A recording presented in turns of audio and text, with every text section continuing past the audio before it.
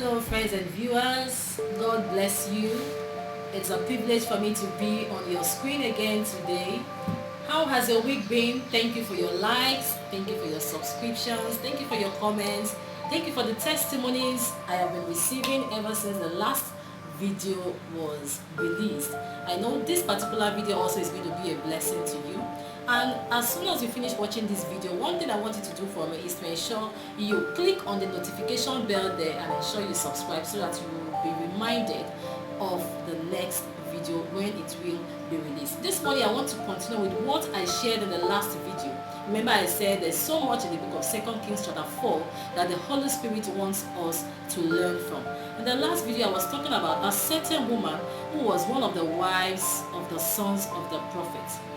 In this particular video, we are going to be looking at another woman in the same chapter, but this time in verse 8. The Bible said Elisha also met another woman when he went to a place called Shunem. He said there was a notable woman. The first woman in the very first verse was one of the wives of the sons of the prophet. But this particular woman in verse 8, the Bible said she was not one of the wives of the sons of the prophet. She had her own identity. The Bible said she was a notable woman. Who is a notable woman? A notable woman is a woman that is noted. A notable woman is a woman that has a voice.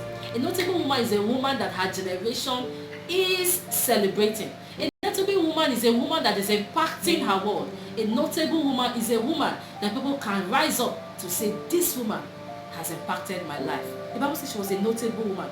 And she always saw Elisha, coming and going, and she persuaded him to eat some food in her house.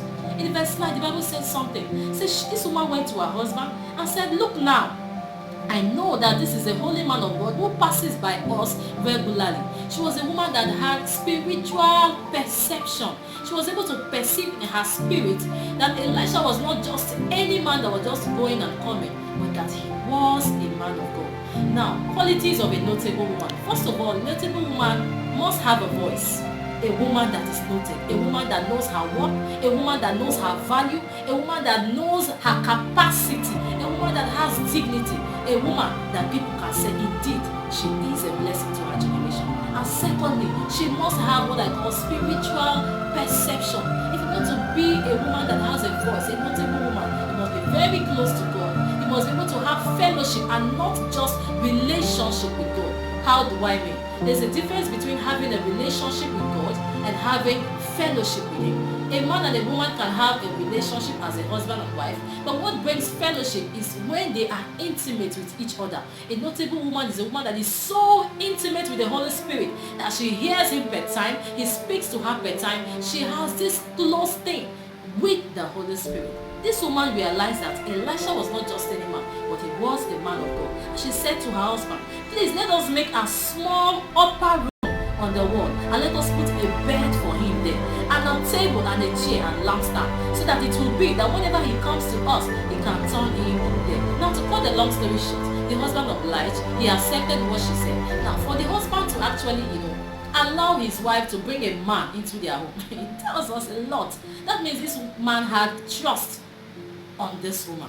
He believed in what she had on herself. He believed in the grace on her life. He said, it's okay, let's go ahead and build a house for this man of God. Now when Elijah came into her house, the Bible said Elijah looked around. He said, you have cared for me, you have done a lot for me. What would I do for you? Should I speak to the king? Should I speak to the governor on your behalf? But she said, no, you don't need to speak to anybody on my behalf. Those people you are calling, those names you are mentioning, those are my own people. Now, a notable woman, she had contacts that could produce content. She knew people. She had contacts.